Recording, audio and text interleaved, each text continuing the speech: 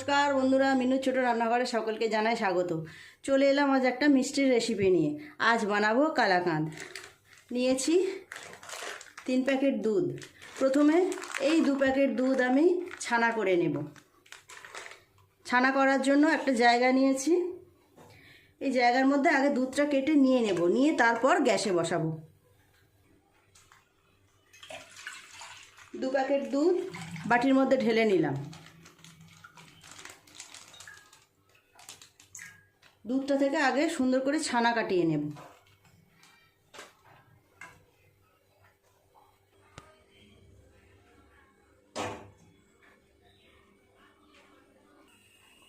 কালাকাঁদ মিষ্টিটা বানানোও যত সহজ, খুব সহজে বাড়িতে বানানো হয়ে যায়। আপনারা দেখতে থাকুন কিভাবে আমি কালাকাঁদ মিষ্টিটা বানাই। দুধটা ভালোভাবে ফুটে গেলে তারপর এটা থেকে ছানা কাটিয়ে নেব। আমি ভিনিগার দিয়ে ছানাটা কাটাবো। 2 চামচ ভিনিগার নিয়ে নিলাম।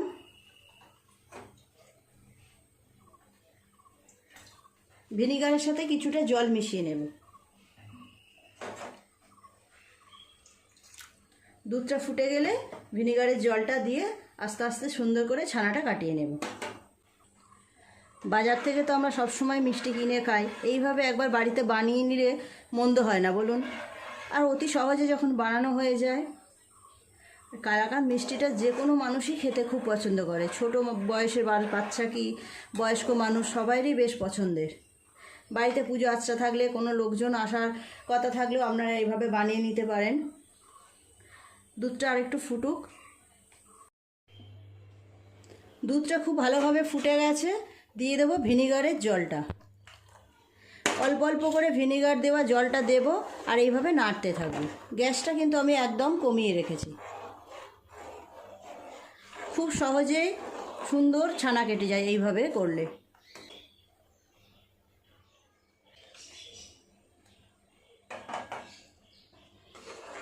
কত তাড়াতাড়ি কি সুন্দর ছানা হয়ে গেল দেখুন।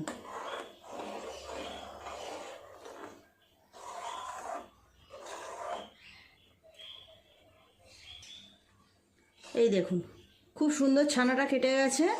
একটা কাপড় নিয়েছি, সাদা কাপড়ের উপরে ছানাটাকে ছাঁকতে দিয়ে দেব।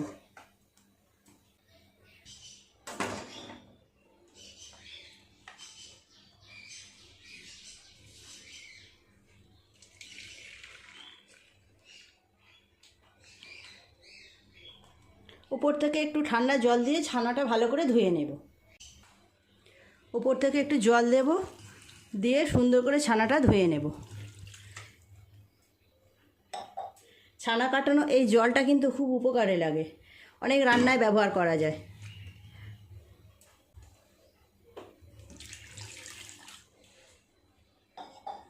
আমি তো ভিনিগার দিয়ে ছানা কাটালাম। আপনারা চাইলে লেবুর রস দিয়ে বা ছানা কাটানোর যে পাউডার পাওয়া যায় বাজারে তাই দিয়েও কাটাতে পারেন। এবার ছানার জলটা একটু ঝরিয়ে নেব, ঝরিয়ে ঠান্ডা করে নেব। এই সময় আমি আর 1 প্যাকেট যে দুধ রেখেছি ওই দুধটাকে জাল করতে বসিয়ে দেব।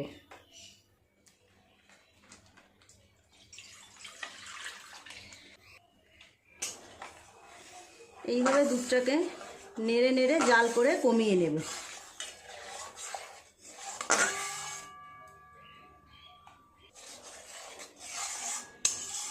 কত সহজে কত সুন্দর বাড়িতে মিষ্টি বানানো যায় বলুন। সবসময় তো আমরা বাজার থেকে কিনে খাই, তো এইরকমভাবে বাড়িতে বানানো হলে নিজের শেখাও হলো, নতুন কিছু মিষ্টি বাড়িতে বানালাম, নিজেরও বেশ ভালো লাগে। আরও কিছুটা দুধটা কমবে। দুধটা বেশ কিছুটা কমে গেছে। ওপর থেকে দিয়ে দেব 5 চামচ গুঁড়ো দুধ। দুধটা দিয়ে খুব ভালো করে দুধের সঙ্গে মিশিয়ে নেব।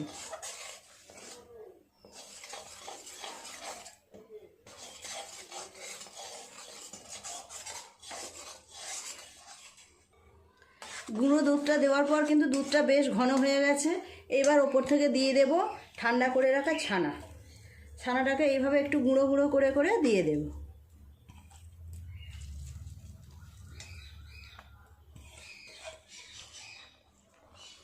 গ্যাসের ফ্লেম কিন্তু কমানোই আছে।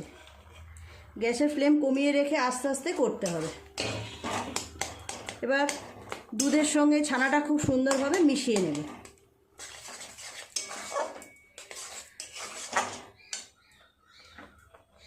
দিয়ে দেব চিনি।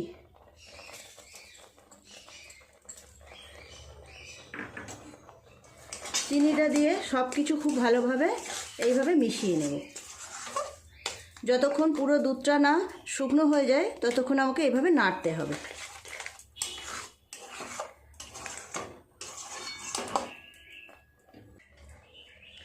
একটা হাতা নিয়েছি, হাতার পেছন দিয়ে এইভাবে ছানার বড় বড় ডেলাগুলোকে একটু ম্যাশ করে দেব।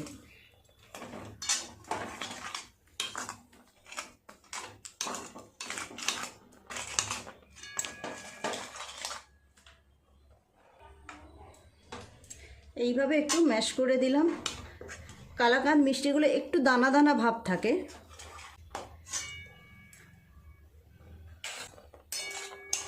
আরও একটু জাল দিতে হবে, যে পাতলা দুধটা আছে দুধটা শুকিয়ে গেলে নামিয়ে নেব। এই সময় আমি একটু ঘি লাগিয়ে নেব যে পাত্রে মিষ্টিগুলোকে বানাতে দেব। আমি থালা নিয়েছি, থালার মাঝখানে এইভাবে একটুখানি ঘি লাগিয়ে নেব। ঘিটা লাগিয়ে নিলে পরে যখন সন্দেশগুলো তুলব খুব সুন্দর উঠে যাবে, আর ঘি দেওয়ার জন্য একটা সুন্দর স্মেলও আসবে।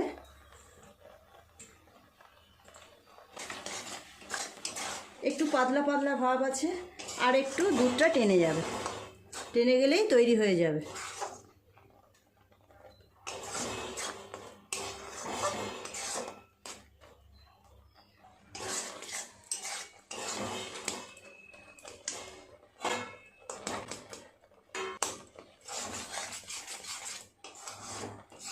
গ্যাসের ফ্লেম কিন্তু বাড়ালে হবে না, বাড়ালেই নিচে পুড়ে যাবে।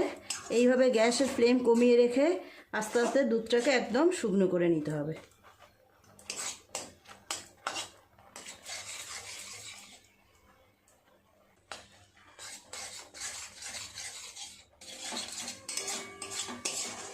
পাকটা পুরো হয়ে গেছে। এবার নামিয়ে একটা থালার মধ্যে ঢেলে দেবো। যে থালায় আমি ঘি মাখিয়ে রেখেছি ওই থালার মধ্যেই ঢেলে দেবো।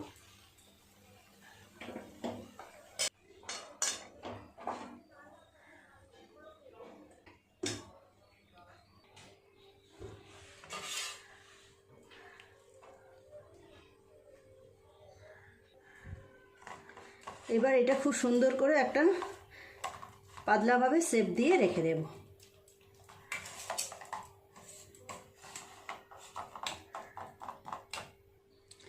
এইভাবে চারদিক সমান করে করে একটা সুন্দর শেপ দিয়েছি।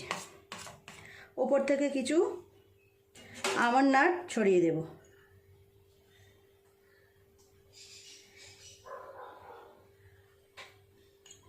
আপনারা চাইলে এর মধ্যে এলাচ গুঁড়োও দিতে পারেন।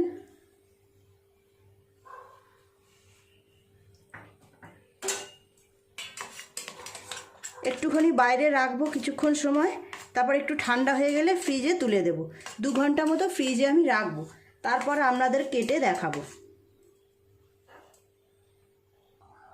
বেশ কিছুক্ষণ এইভাবে রাখলাম, এটা বেশ ঠান্ডা হয়ে গেছে। এবার ফ্রিজে তুলে দেবো ঘন্টা 2-1 জন্য, তারপর আপনাদের সাথে দেখা হচ্ছে। বন্ধুরা 2 ঘন্টা মতো আমি ফ্রিজে রাখলাম। এবার ফ্রিজ থেকে বের করেছি, 10 মিনিট হয়ে গেছে। এবার আপনাদেরকে কেটে দেখাবো। দোকানে যে কালাকাঁদগুলো বিক্রি হয় খুব শক্তও হয় না, খুব নরমও হয় না, সেই জন্য আমি বেশিক্ষণ ফ্রিজে রাখিনি। ফ্রিজে যত বেশিক্ষণ রাখা যাবে তত বেশি শক্ত হয়ে যাবে।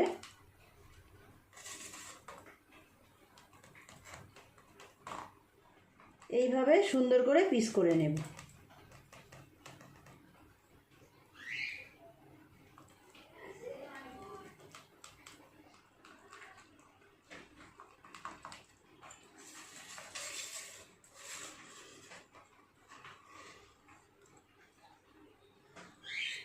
আস্তে আস্তে তুলে অন্য প্লেটে নিয়ে নেব। বন্ধুরা দেখুন, সব কালাকাঁদ সন্দেশগুলো আমি অন্য একটা জায়গার মধ্যে তুলে নিয়েছি। কেমন দেখতে লাগছে দেখুন, খুব সুন্দর টেস্টও হবে, প্লিজ বন্ধুরা, আজকের রেসিপিটা কেমন লাগলো কমেন্ট করে জানাবেন। ভালো লাগলে একটা লাইক করে দেবেন। আমার চ্যানেলটি সাবস্ক্রাইব করে পাশে বেল ঘন্টিটা ক্লিক করে দেবেন। তাহলে যখনই আমি নতুন কোনো ভিডিও আপলোড করব, সাথে সাথে আপনার নোটিফিকেশনে সবার আগে পৌঁছে যাবে। দেখা হচ্ছে পরের দিন আবার নতুন কোনো ভিডিওর সাথে। সবাই খুব ভালো থাকবেন। নমস্কার।